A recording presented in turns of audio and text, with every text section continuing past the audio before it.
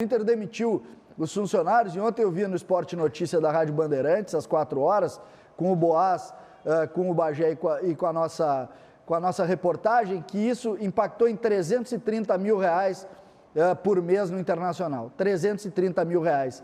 É o salário de um jogador, muitas vezes. E quando a gente fala nisso, a gente fala com muita responsabilidade, porque esses atletas, como a gente conversou ontem aqui, eles não podem mexer os seus salários. Aí eles vão fazer uma doação de 100 cestas básicas e tem uma claquete de gente batendo palminha para eles. Só que é uma vergonha que eles agora não se reúnam, não vão para o clube dizer o seguinte: gente, nós temos que tocar também no nosso lugar aqui. Cada vez mais é preciso olhar para isso, porque é isso que vai quebrar o clube de futebol. Alex Bagé.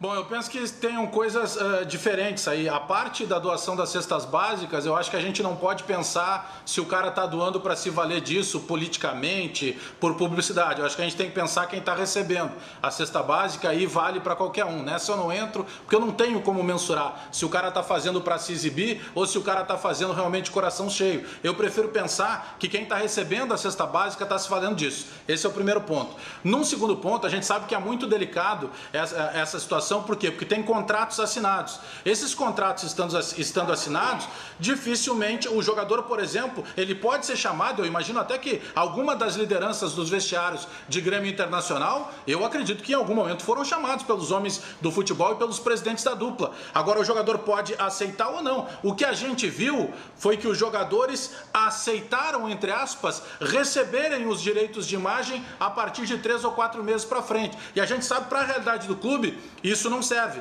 Eu só queria separar essas duas coisas. Eu não sei se quem doa a cesta básica está doando para se exibir, mas eu sei que quem está recebendo precisa. Agora, é claro que eu concordo com vocês. Ontem, nessa entrevista citada pelo César, do CEO do Grêmio, Carlos Amodeu, ele respondeu: a partir de agora muda tudo. Zera a realidade que nós vivíamos dos super salários no futebol. Só que tem contratos em vigência que impedem daqui a pouco um presidente de poder dar um canetaço. Fabiano Baldasso. Os jogadores do Internacional não abriram mão de 1 centavo sequer até agora.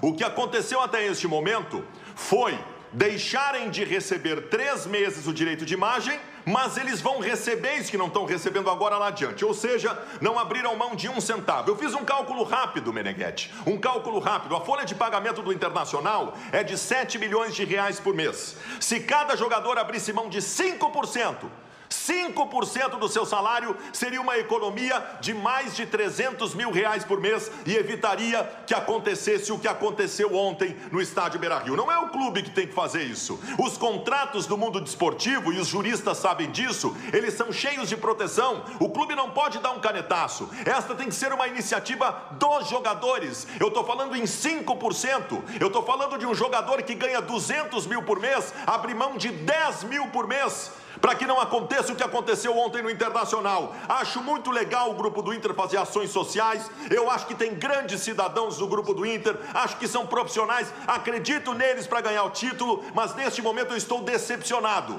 porque não houve um movimento até agora dos jogadores do Inter para receber 1 centavo a menos. E se fizessem um movimento, estariam protegendo pessoas que precisam e que estão sendo demitidas do Internacional. Olha, é uma tese polêmica essa, ela é forte, ela é bem argumentada, ela é bem posicionada e eu quero te ouvir, César. Este é o caminho? Essa é a informação, por exemplo, o Baldasso coloca a informação do Internacional, rigorosamente a mesma informação do Grêmio.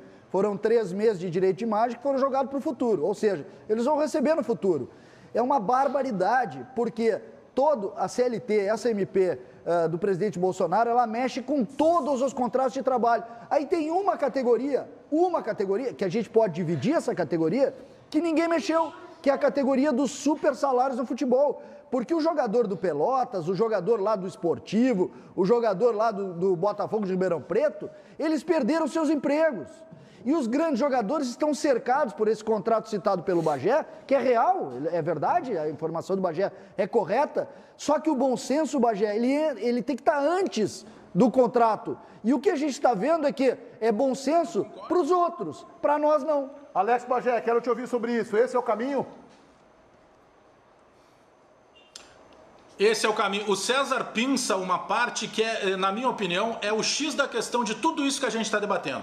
A grande encrenca que está formada é que se criou uma medida provisória, se criou uma lei para que pudesse afetar todos os salários, mas justamente os super salários que são dos jogadores, porque a gente sabe que um jogador, ele num primeiro ano, muitos deles, essas novas estrelas, eles já saem ganhando 50, 100 mil reais. Eu não estou reclamando aqui, daqui a pouco vão dizer que é recalque, porque eu ganho menos que isso. Não, não é isso, é só uma realidade brasileira. Então, o que eu concordo com o César, e penso que o César foi muito feliz em puxar isso, eu acho que esse é o X da questão, é esse pedaço que a gente tem que ficar em cima. Por que a lei não vale para todos? Porque se o jogador de futebol ele também é um funcionário do clube, a lei também teria que atingir para que pelo menos parte do que ele ganha pudesse ser reduzido, porque nós vivemos uma situação diferente de tudo, uma situação emergencial em nível mundial.